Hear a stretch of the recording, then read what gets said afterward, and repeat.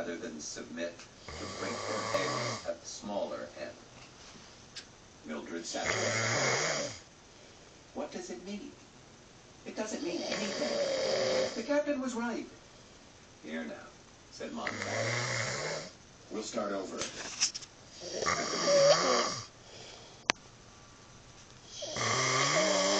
Part 2. The Sieve and the Sieve.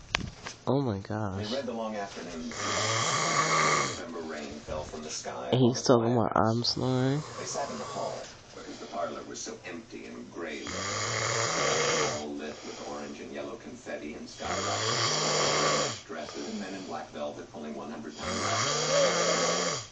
The parlor was dead, and Mildred kept peering in with a blank expression. As Montag kissed the floor, he leaned back and squatted down and read a page of the What does that sound like? The precise moment when friendship is as in filling a vessel drop by drop, there is a constant drop which makes it run over. So in kindnesses, there is at last one which makes the heart run over. Speak for yourself. Next time, John. That's so hard to figure. She's dead. Let's talk about something alive.